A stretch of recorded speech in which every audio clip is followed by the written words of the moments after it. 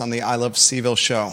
A lot we're going to cover on the program. You give me a thumbs up when LinkedIn is up and running. Viewers and listeners, subscribe to our YouTube channel, Jerry Miller Now on YouTube. Search Jerry Miller Now. Seems to be the most consistent streaming platform of all the social media and streaming platforms we air upon. Today's show is loaded. The Wendell Wood, Bo Carrington, Justin Shimp project on the banks of the Rivanna River is the gift that keeps on giving for a content creator and talk show host. And that gift keeps on giving today in the form of Justin Shimp filing a multi-million-dollar defamation lawsuit against two men who publicly attacked the project. This story in the Daily Progress this morning. I'll give kudos to Hoss Spencer of the Daily Progress for covering this story. One of the best neighbors a family can ask for, Hoss Spencer. I sincerely mean that. Fortunate to be in the same neck of the woods as this journalist who, frankly speaking, is probably your top journalist in the community. Daily Progress is lucky to have Hoss Spencer. I hope he hears this commentary. We're going to talk about his reporting in the newspaper today. Justin Shimp is a mover and shaker. Justin Shimp, you follow me on Twitter. Someone text Justin Shimp, DM Justin Shimp, and let him know we're talking about this story, please. I've, from afar, watched Justin Shimp as his engineering firm has turned into the firm for bringing development projects to market. News is now papered the trail that he has a multi-million-dollar defamation lawsuit in the works, and we will break it down. It's a lawsuit tied to the Wendell Wood, Bo Carrington apartment project on the banks of the Rivanna River, 245 units, where the city came in the bottom of the ninth inning and bought the dirt from Wendell, who made a killing. Per usual, Wendell makes a killing. And caused Bo Carrington, who's come on this program, to pivot in a different direction with this development project. And Mr. Carrington, Bo Carrington, who's a fantastic human, I hope Bo Carrington hears this, is really building his brand and his company. We'll talk about that on today's show. We're going to talk the Jefferson Council. The Jefferson Council has sent us information in regards to the legal fees the University of Virginia has paid. Legal fees that are beyond expensive. The Jefferson Council sends information to us about a Jewish student who was subjected to repeated anti-Semitic treatment at the University of Virginia. He has settled his lawsuit against the university. The terms of this settlement are unknown, but the legal fees from this case are very well known. We'll talk about these legal fees, and props to the Jefferson Council for highlighting this. Just for the settlement of the case with the Jewish student, McGuire Woods has billed the University of Virginia more than $180,000, including one partner, Jonathan T. Blank, who bills to the tune of $1,054 an hour. I'm going to utilize this storyline and what the Jefferson Council is doing with papering the trail of settlement and legal fees to ask you, the viewer and listener, this question. And I think, Judah, it's a fair question. Are we up on LinkedIn? Yeah. Oh, we are. Thank you. This is the question I have for you. Is anti-Semitic... You got to put behavior in there. You got being overlooked at UVA. Is anti-Semitic behavior being overlooked at UVA? Look, if it was. You want me to change anti-Semitism to anti-Semitic? Yeah, I think it should be. The headline should be: Is anti-Semitic behavior being overlooked at UVA? You can leave it like that. It'll work like that as well, Judah. That one's fine. I stand corrected. You had it right. I apologize. Racism of any kind is wrong. Mm-hmm. We can't differentiate with types of racism. We can't drop a hammer when it comes to racism against students of color, and then drop a Lego hammer against students that are Jewish. You cannot drop an actual hammer of punishment and accountability when it comes to racism against students of color and then drop a Lego hammer against racism with Jewish students. Yeah. It doesn't work that way. And you can make a strong case that the anti-Semitic treatment, the treatment of Jewish students that are facing racism at the University of Virginia are not being treated the same as students of color at the University of Virginia who are facing similar behavior. I want to talk about that on today's program. That is a deep topic for the show that we're going to unpack today. Interesting topic came up on the Jerry and Jerry show this morning featuring Virginia Sports Hall of Famer Jerry Ratcliffe of the namesake website jerryratcliffe.com. Listen to this. Anthony Colandrea, the second-year quarterback that was benched right before the Virginia Tech game. Jerry Ratcliffe said on the record on the show this morning was being paid $800,000 to play football for Virginia this past season. $800,000 for a second year at the University of Virginia with mixed results. The team finished 5-7. Colandrea in a roller coaster year. That is breaking news from Jerry Ratcliffe on the Jerry and Jerry show. $800,000 for Anthony Colandrea. I want to talk about that on today's show. It's a perfect segue into UVA securing 2 new quarterbacks through the transfer portal, one from North Texas and one from Nebraska. A lot I want to cover on today's program, including the transformation of Cherry Avenue. There are now 4 entities that are talking about running the Anthony Woodard Properties grocery store at the site of the old IGA and Kim's Market. 4 entities are considering running this grocery store. You are seeing that portion of Cherry Avenue, the Tonsler Park portion of Cherry Avenue, that gateway change dramatically. And how it's changing dramatically is through the manifestation or the creation, the allocation of funds for a low-barrier shelter at a thrift store location, Salvation Army's thrift store.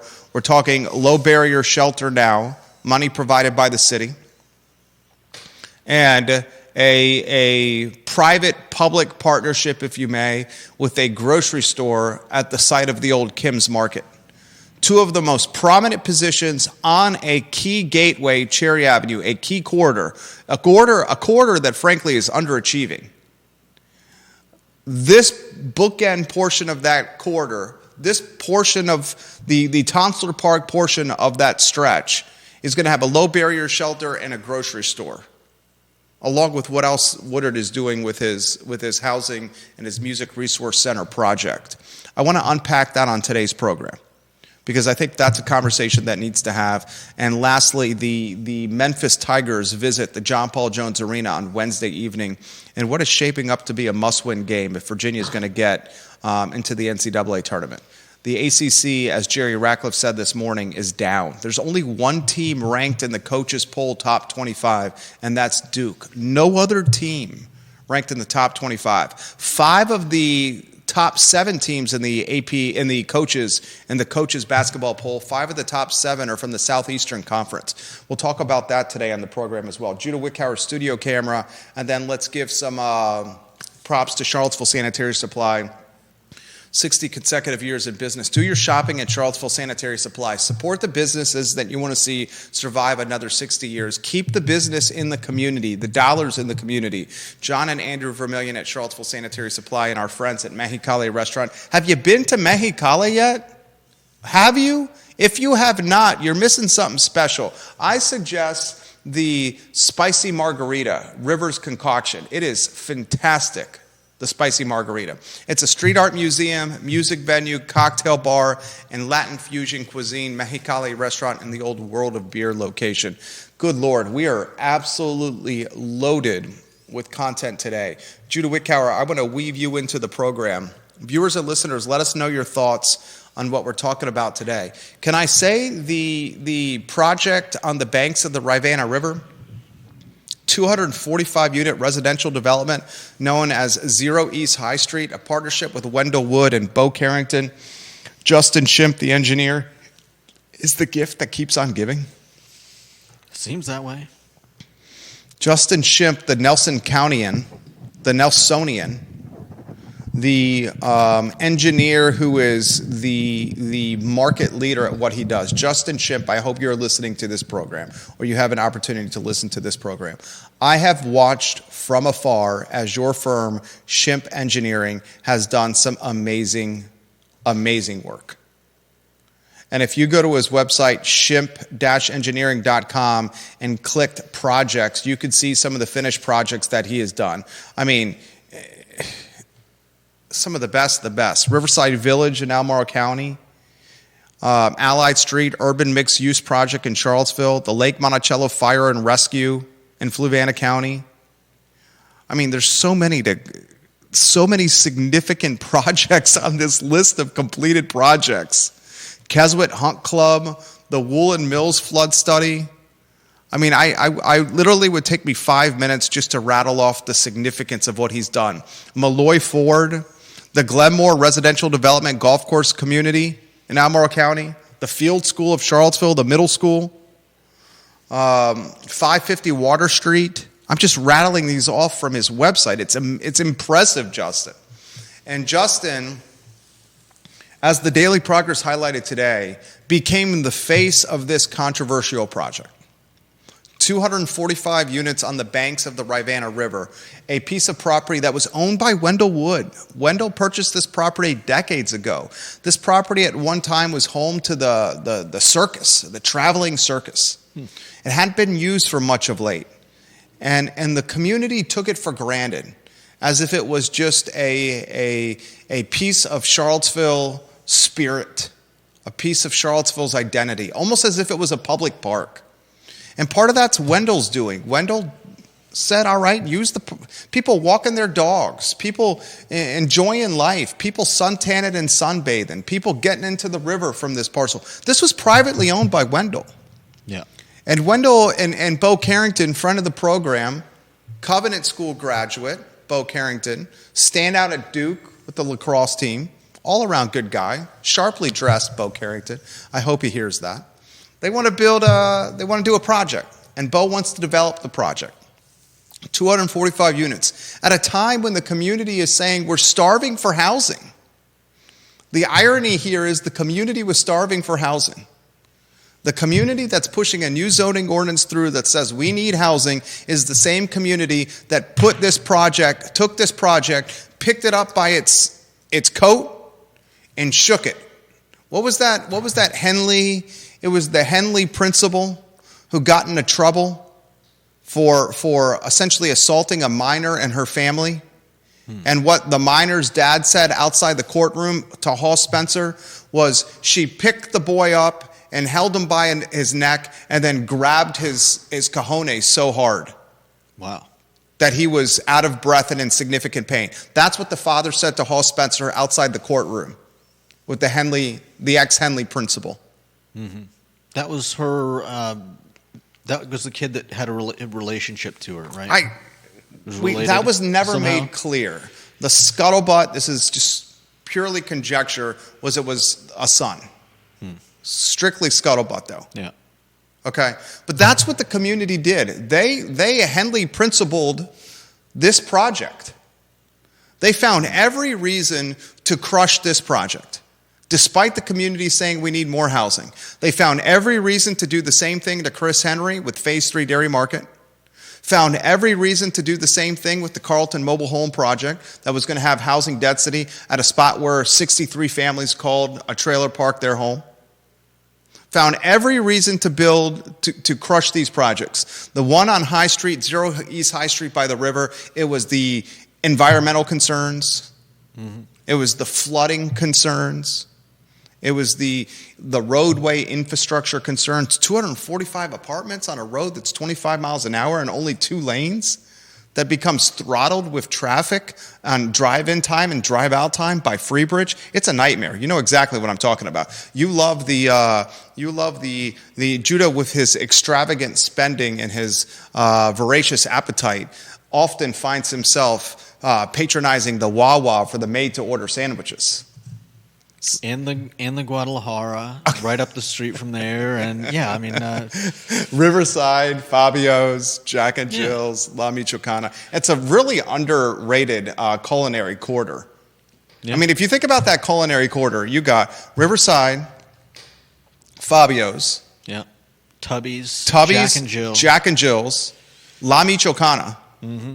I mean, that's pretty damn good right there. Oh yeah, and then you get to the corner, you've got Tacos Gomez. Oh, the Desayuno de Gomez. That's across the street. You got the food truck park. Yeah. I mean, you got the food truck park. Tacos Gomez food truck. Good stuff. I mean, one of the best culinary corridors right there. That's very underrated culinary corridor. And then just up the hill, you've got Guadalajara. You've got Tip Top. That's about as far as I ever May not have the je ne sais quoi and the panache of West Main Street or Downtown Mall, but it's still got some culinary chops nevertheless. Oh, yeah. We are getting off track, though. Let's get back to the topic, Justin Shimp. Mm-hmm. So he becomes the face of this project. Mm-hmm. And why he becomes the face of the project? Because as you learn from his website, when you go to Justin Shimp's website and you click the services tab on his website, he's got a cool little infographic that shows the work that he does. Project conception to land planning to site plan and landscape design to site engineering, site approval. Remember site approval. Project administration to project completion. It's kind of the flip book of what he does, services that he provides, right? Site approval's one of the most prominent and front and center ones. That's when you're pitching before council and the planning commission, local government, talking with the media of what the project could be. Mm-hmm. You're answering questions. One of the main questions that he had to answer was 245 apartments in a spot that has generational floods. You talk to the owner of Charlottesville Glass and Mirror. We had the pleasure of chatting with the owner of Charlottesville Glass and Mirror while working with a client. And the owner of Charlottesville Glass and Mirror was a vendor of the client we were representing. I bring up the flooding nature of Zero East High Street. He flat out tells us he remembers when water was feet high over on East High Street. That is a real problem, the flooding. Justin Shimp said he got it figured out, right? He said, we got this figured out. We're not worried about the flooding. He even filed a change of, I forget what it is, a change, basically said that everything was A-OK. Everything A-OK. But here he was facing arrows all over the place. He's the man that's the front man from the project. He's getting shot with arrows from the neighborhood association. He's getting shot with arrows by the environmental folks. He's getting shot with arrows by the YIMBYs. He's getting shot with arrows. YIMBYs or NIMBYs? The NIMBYs, excuse me. The NIMBYs, getting shot with arrows by the NIMBYs. Could you say the YIMBYs that were now NIMBYs? I mean, frankly speaking, the YIMBYs are really NIMBYs. Can you really be a YIMBY if you don't want the project next to you? So many people, it's like the homeless shelter on Cherry Avenue. We pointed out yesterday that we're all really NIMBYs at heart. Bingo. When somebody tries to put something in your backyard, you become a NIMBY. Right. The YIMBYs say, "Oh, let's build it. We need the housing. Let's build it." Don't build it next to me, dude. That's the hypocrisy of the YIMBY mentality. Build the housing, just don't put it next to me. We need the low barrier homeless shelter. You're talking a low barrier homeless shelter on Cherry Avenue? What the hell? I live there. Low barrier means sex offenders and violent criminals and drug and alcohol addicts. Don't put that near me. But I just thought you said last week we needed a homeless shelter. That's fine. Don't put it next to me, though. It's hypocrisy is what it is. But we're getting off track here. So Shimp is speaking before council, the planning commission, talking with the media, becoming the face of the project. It ain't Wendell Wood or Bo Carrington. Wendell Wood, the man on the mountain with his hundreds of millions of dollars. Bo Carrington, the sharply dressed developer who's making a very established name for himself. It's Shimp, the founder and principal of Shimp Engineering. Because I think at that point in time, the question was, is this actually feasible? And he was the man that was saying it's feasible. In fact, this is what happened. He obtained a federal flood map adjustment 5 months before the plans for the apartment complex were announced. So that was in March of 2022, an adjustment that reset the boundaries of the 100-year floodplain closer to the river and indicated that the development would not increase the height of flood waters by more than a foot. I think this is largely where the tension comes in between Shimp and the two people named in the suit. You want to unpack that some more? Or you want me to unpack it? You're doing a succinct job. I like when you unpacked it succinctly. Well, part of the reason he's suing them to the tune of $6.35 million Justin, that's not pocket change. Is because Mr. Shimp, after that's not pocket change. Well, he's got some good reasons. Well, the engineering professor, I think, has got the most exposure here. Oh yeah. The attorney that's being sued in this thing said, "Dude, I'm fine." Yeah. And he's a freaking attorney. He's like, "I'm fine. I did everything. I did it by the book, above board." And then the attorney who's getting sued by Shimp said, the media asked the attorney, Hawes asked the attorney, he goes, "Dude, I'm not commenting on that. No comment on that one." Because the other guy just kept attacking him.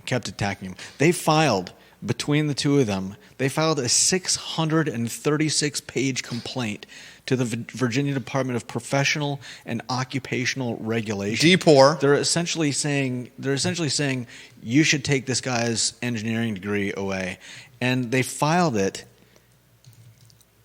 5 days after the city took title of the property. So there wasn't even a question of anyone building these apartments anymore. Deep throw. I'll get to your comments here in a matter of moments.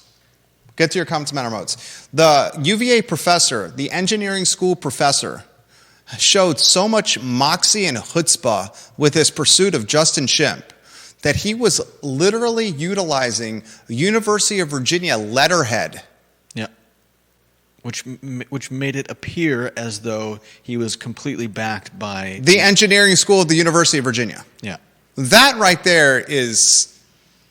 And if that wasn't bad enough, he also basically said, "Hey, I'm going to badmouth you to all the engineering students who, of course, would eventually be in possibly some form or another working with or around Shimp's future colleagues." Yeah.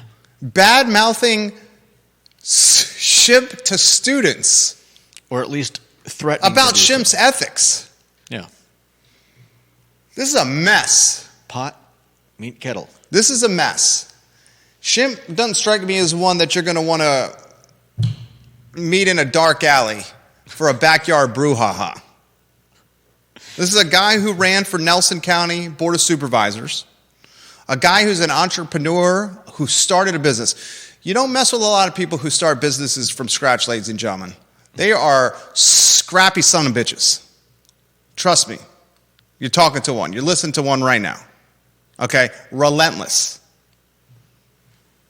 So now you got the gift that keeps on giving for a content creator, for you, the viewer and listener, and maybe the gift that keeps on giving for Justin Shimp, a man who charged Mr. Carrington his full freight, his hourly wage, for taking that project as far as he could, before the city gave Wendell a lifeline and just bought floodplain property at market rate. Mm-hmm.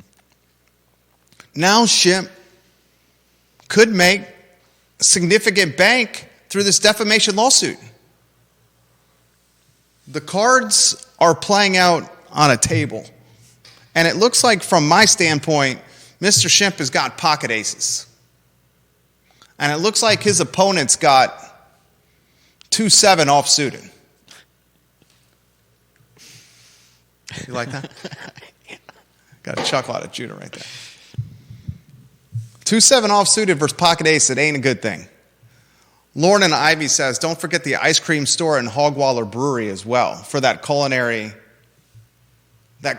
corridor. I mean, think about it. That culinary corridor La Michoacana, Jack and Jill's, Tubby's, Riverside, Fabio's, Yeah, we did forget Hogwaller. Hogwaller Brewery, The Sugar Bear. Sugar Bear.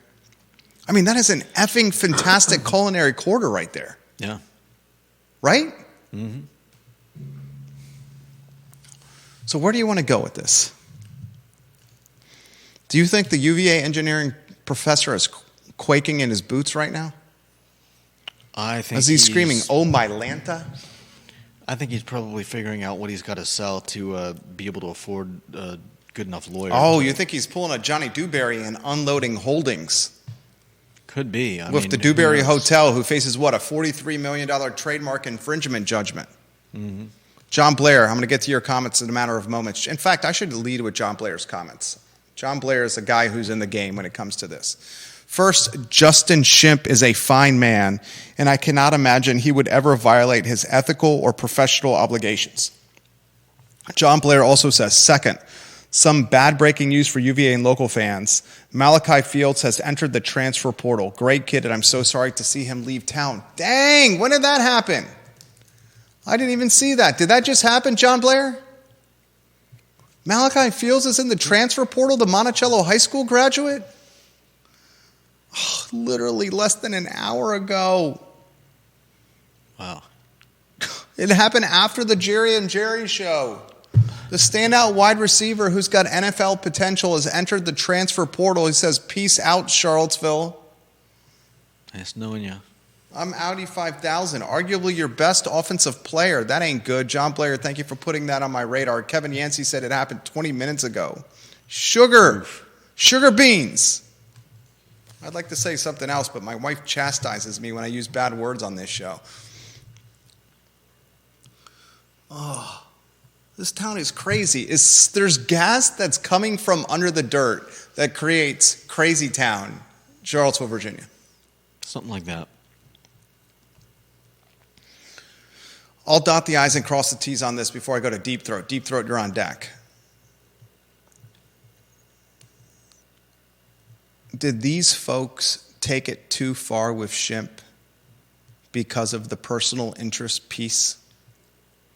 They went clearly beyond professional accountability, and it seemed to go into something personal. What I'm curious about, and does not seem to be explained, is how are Groves and Parrott connected? Groves was the UVA professor, and Parrott was the attorney. Were they in this together, or was Parrott doing this because Groves was paying him to file the complaint to the Virginia Department of Professional and Occupational Regulation? Like, what was? I'm mostly just curious how Parrott got involved in this.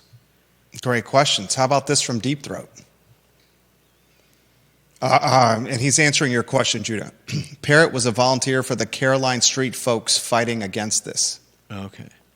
He also says, regarding this lawsuit, Deep Throat, you and John Blair make this program legitimately better. You viewers and listeners make this better. Listen to this, a little more color on this story here.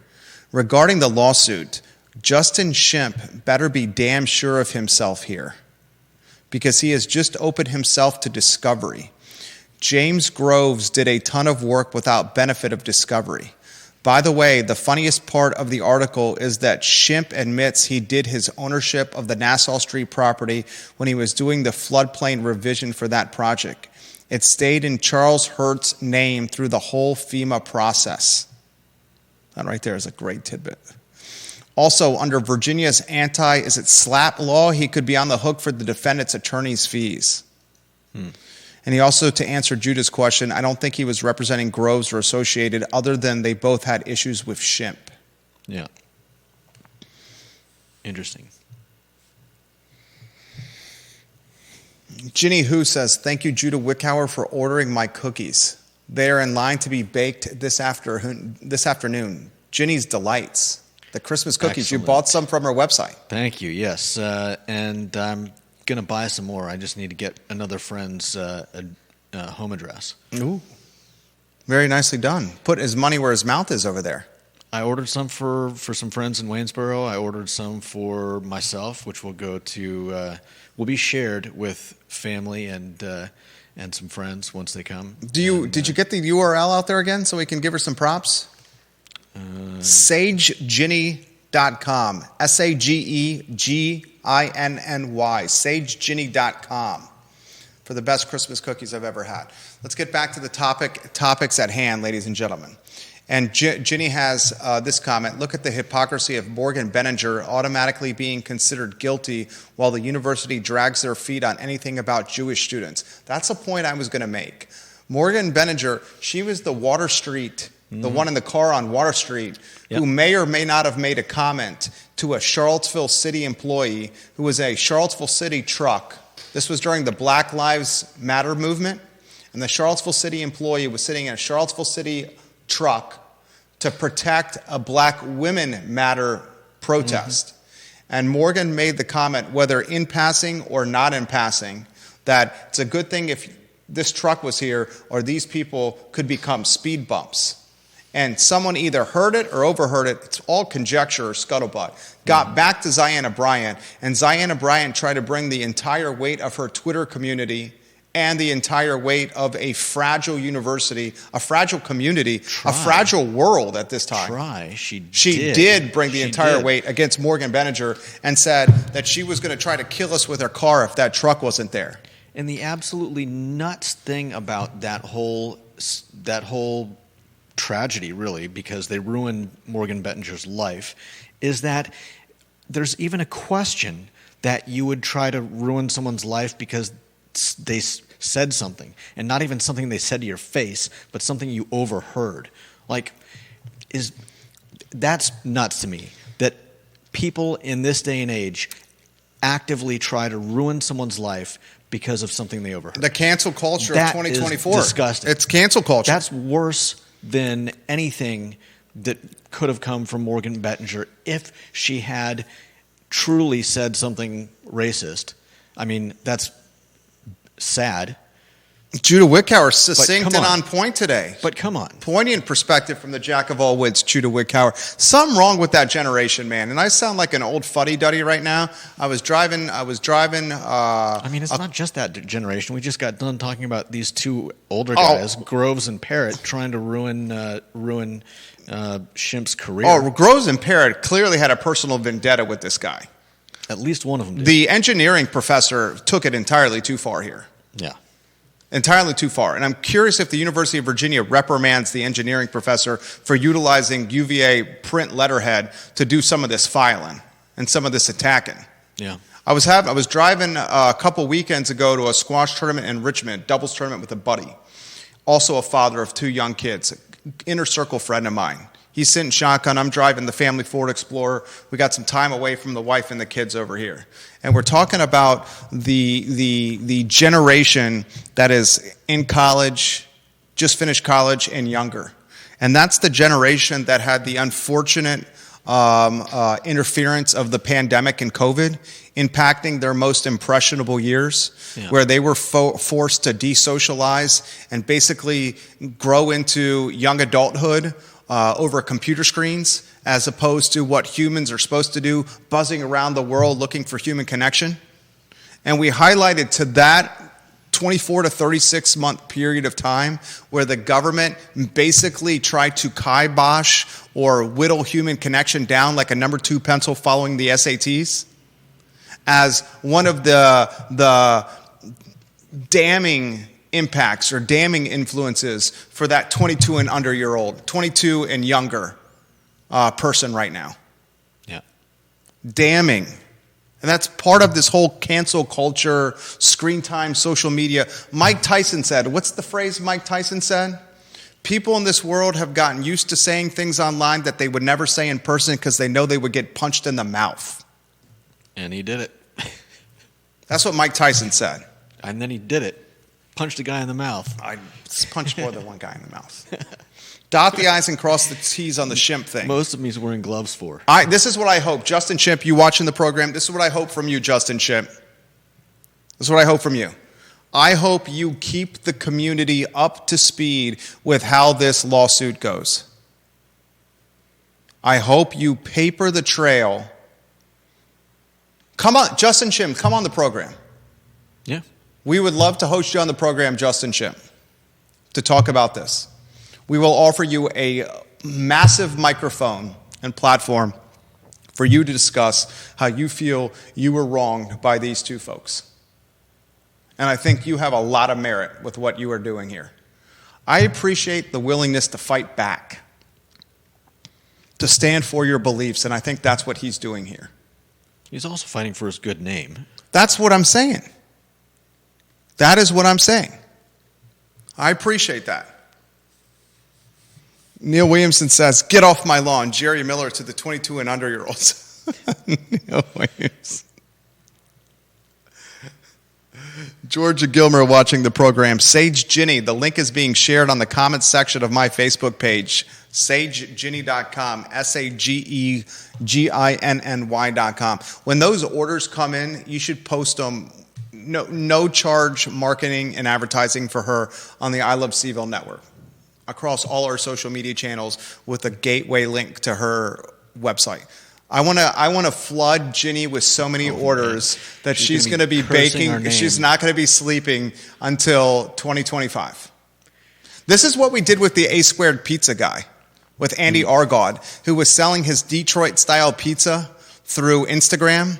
He dropped some of that pizza off at our house. This was, I think, when you were on vacation, when intern Joey Rifkin took place for you, filled in for you. He dropped some of his Detroit-style pizza off at our studio, and we pumped him on IG. He said he had orders for half a year from what we did to him. Ginny, we can do the same thing to you. The Scuttlebutt in town has Andy Argaud, the Almora High School graduate, who played basketball for Greg Maynard, Almora High School. He also played football, I believe, for Rick Verhoevac. Talented tight end and defensive end, Andy Argaud.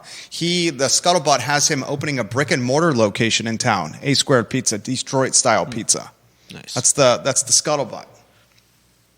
I've never had it.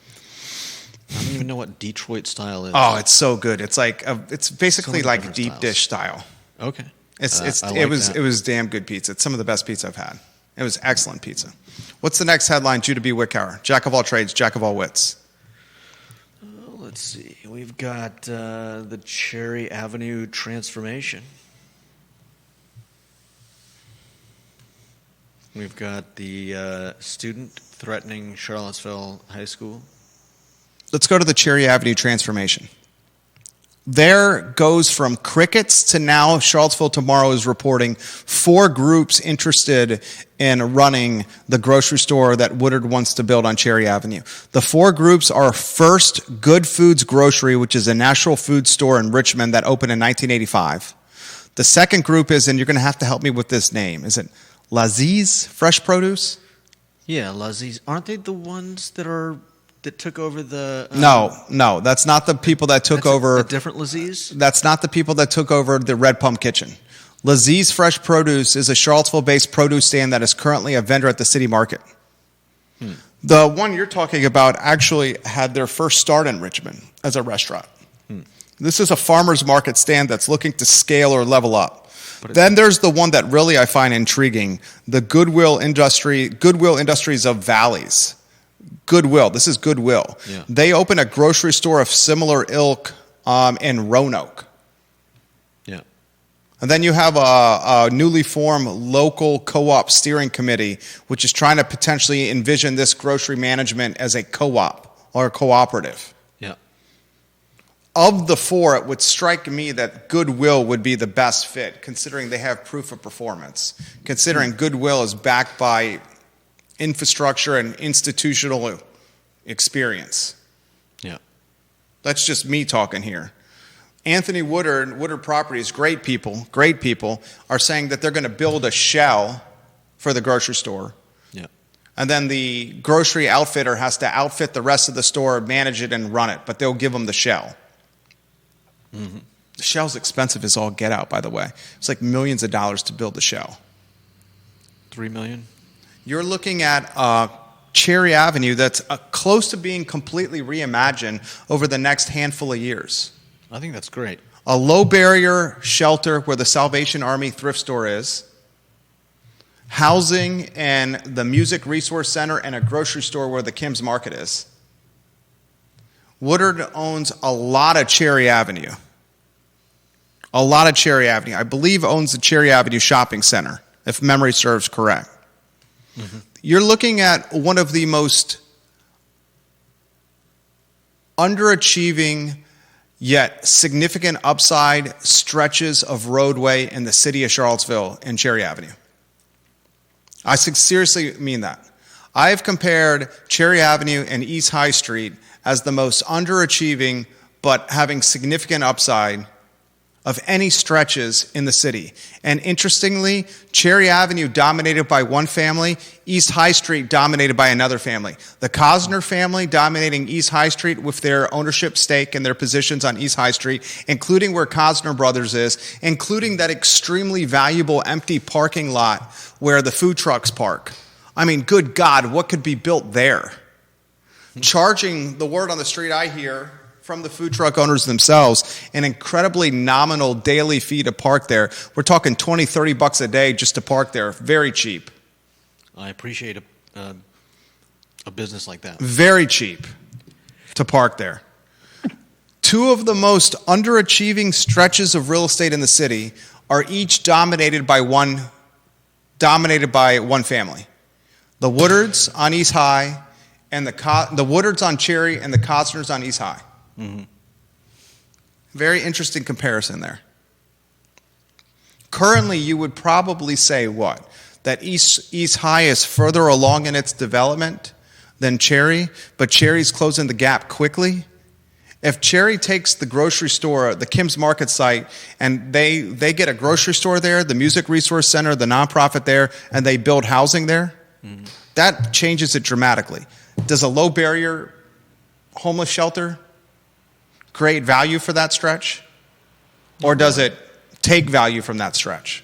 I don't know that it creates a whole lot of value, but I don't know that it removes a whole lot either. I would think that most of the movement would be to and from the shelter would be out to Fifth Street rather than further along into Cherry. But I could be completely wrong about that.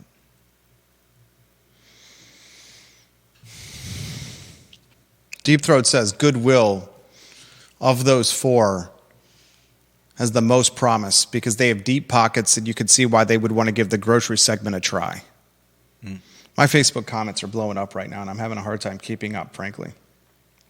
Kevin Yancey says Cherry Avenue has been stigmatized for decades. Absolutely, it's been stigmatized for decades. 100%.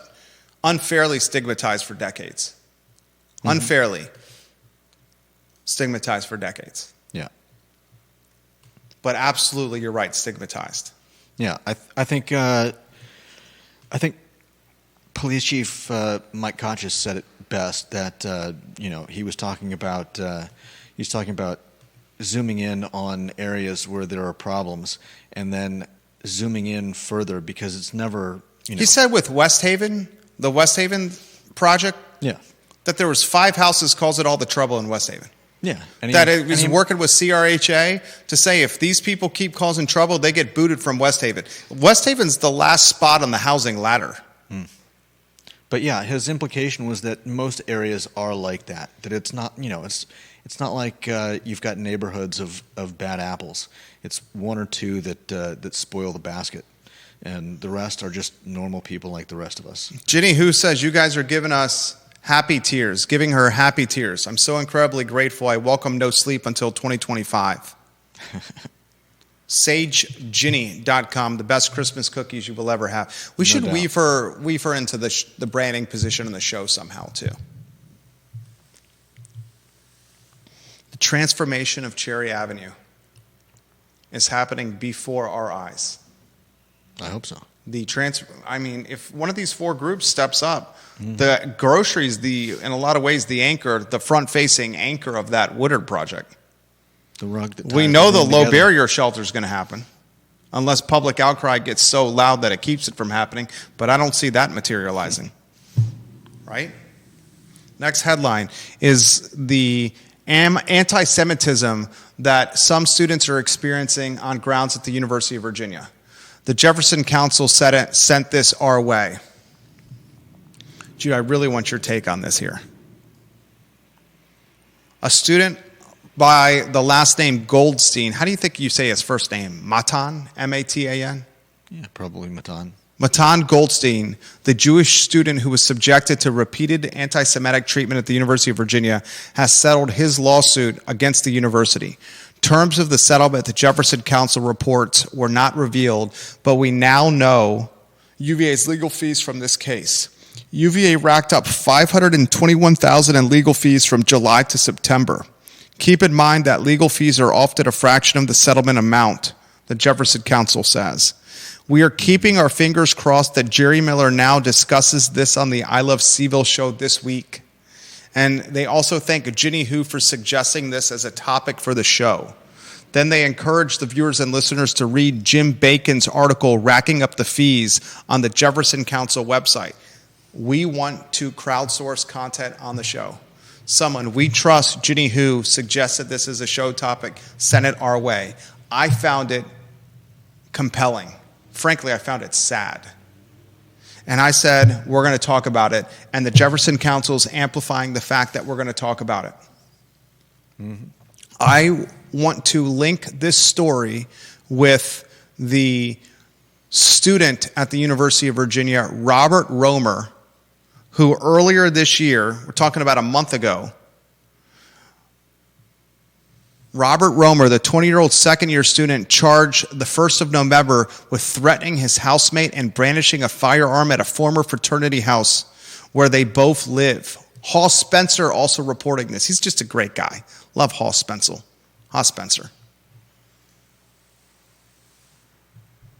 The aggravated housemate, who the Daily Progress chose not to use his name, said that they were using anti-Semitic memes against me. One of the students approached the other Jewish student and brandished a gun, threatened him. Anti-Semitic behavior left and right. I ask this question on the show. I also, before I ask the question, want to highlight the fact that the Jefferson Council shares the receipts of the legal fees. For example, the McGuire Woods law firm, they paid $180K. They showed a screenshot of what the invoices look like for McGuire Woods. I've retweeted all of this on my Twitter account, at Jerry Miller Now. I encourage you to follow me on Twitter, Jerry Miller Now on Twitter. I encourage you to subscribe to our YouTube channel, Jerry Miller Now. I'm going to ask a very straightforward question that's going to make a lot of folks uncomfortable, but it's a question that needs to be asked. Is anti-Semitism being overlooked at the University of Virginia? And is anti-Semitism being treated differently than racism against students of color? Yeah. Isn't all racism the same? Or is it all the same? Or is it not all the same at UVA?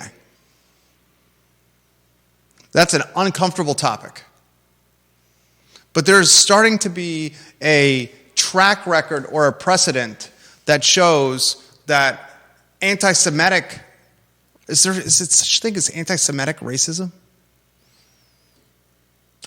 I mean, I would say that there aren't really different flavors of racism, just... Anti-Semitic racism versus racism on skin color? I mean, it exists. I don't know if are you saying that, do we give them different names? Do they have to? I'm sincerely asking. Do they have to? I'm sincerely asking. Do not know. Do they have different names? I don't know if there's anything official. I genuinely do not know. But I am asking this question. Is it being handled differently? Oh, definitely. Is it being handled differently? There were numerous articles that came out earlier this year surrounding the pro-Palestine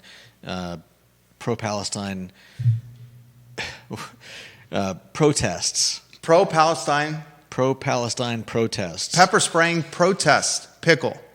They weren't all pepper sprayed, but there was a lot of this going on. There were a lot of articles coming out, and perhaps a little too on the nose. I brought some of those articles up, and we never talked about them because it wasn't. Perhaps it just wasn't time yet. But yeah, this has been written about for months, at least in our area, and I think people definitely see it differently. There's certainly not the protections afforded to other students at UVA, and it sounds as though maybe that's going to change. And that, ladies and gentlemen, is terrible. It's terrible. If we can point legitimately to racism being managed and handled and held accountable in different fashions or having different reactions, then we got a serious issue on our hands. Serious issue. And the Jefferson Council is pointing to that. It's pointing to that. Yeah, I mean, is the point of them bringing this to our attention to show that, or just bringing this to the public's attention, the fact that the university would rather spend $521,000 in legal fees just to fight this? To fight this or to settle it out of the public eye? Well, they definitely settled, but they also spent $500,000 fighting it. I'll ask you a very pointed question before we move on. There was a UVA student who was Jewish who was living in an old fraternity house. Mm-hmm. And other students living in the same old fraternity house pointed a gun at the student because he was Jewish. Yeah. Right? I want to ask you this question, Judah. You ready for this? Mm-hmm. If that same student who had a gun pointed at him was Hispanic or black, what would the reaction be? How much different would it be? What kind of lightning in a bottle would it create? What kind of fragility would it create on grounds? What kind of protests would manifest if it was that scenario? What would it have done to Greek life? Oh, man. You want to... Think about that. A male Jewish student had a gun pointed at himself in his home by other students. Mm-hmm. And it flew under the radar. It's amazing that it flew under the radar, considering the fact that they all too recently had an inquisitor who was seemingly dead set on taking out as many fraternities as he could, right? Yeah. A middle management dean. You would think that this was prime fuel for the crusade he was on, but nothing. Instead, what was it that caused him to blow up? It was what? A kid getting slightly injured during hazing. It's banana. They did wall sits and push-ups and had to carry around a pledge pack. And that got more attention than, as you said, a kid being... a Jewish student having a gun pointed at him. Yeah. That's crazy. That is crazy. That's crazy. And I think it points to the fact that it's not just, it's not just students. The anti-Semitism is not just stemming from young, stupid people, but potentially from who knows how much of the actual university at large. 2024, ladies and gentlemen, the world we live in. Other headlines on the docket. What do you have as you put the lower thirds on screen? We've got Colandrea, 800K. Is that what's next? And is Memphis a must-win? All right, I'll talk briefly in the Memphis game. Penny Hardaway's Memphis Tigers come to the John Paul Jones Arena on Wednesday night for a 7 o'clock tip-off that's airing on national TV on ESPN2. The Tigers are a top 25 team. You can make a legitimate argument that this is a must-win game for UVA as it tries to build its NCAA tournament resume because the Atlantic Coast Conference is down. It only has one team ranked in the top 25 right now. So it needs quad one wins or top-tier wins. Memphis may be one of the last top-tier victories it could have on its resume as it tries to build a case to go to the big dance. That's why some are calling this must-win. Also because the fan base is starting to waver or splinter on its support of the team and the head coach, Ron Sanchez, who has the interim title. That's it succinctly of why this could be a must-win game. I also heard breaking news today on the Jerry and Jerry Show, Tuesdays at 10:15 a.m. on the I Love CVille Network. Jerry Ratcliffe, the Virginia Sports Hall of Famer and the owner of JerryRatcliffe.com, the publisher, said he's been told, and he has it on extremely good faith, that Anthony Colandrea was being paid $800,000 to be the quarterback of UVA football. $800,000 this past season, ladies and gentlemen. $800K for a 5-7 performance. He ended up getting benched by Virginia Tech. He ended up getting benched before the Virginia Tech game by Tony Elliott. And he has now entered the transfer portal where he's being rumored and linked to Ole Miss University. He's also being rumored to Syracuse and Pittsburgh, but the Ole Miss link is the one that's got the most traction right now. Lane Kiffin, Ole Miss. $800K. They're offering him a lot more than that. $800K, Ole Miss will pay him a lot more than $800K, 100%. 100%. $800K for a 5-7 performance where he started 11 games and was benched for the last game. And then the day the season ended, a few days after the season ended, he pieces out of Dodge and says, I'm going somewhere else. And the news just broke, thanks to John Blair on the show, that Malachi Fields, the Monticello High School graduate, has now entered the transfer portal. This was the best offensive player on the roster for Virginia this past year. So the Malachi Fields transfer news is a gut punch for a guy that was a physical 6'3", 6'4" wide receiver that had all the physical tools of playing on Sunday. The I Love CVille Show on a Tuesday afternoon. Judah Wickower on point, back-to-back days for the Jack of all wits, carrying the load today. My name is Jerry Miller. Thank you kindly for joining us. So long, everybody.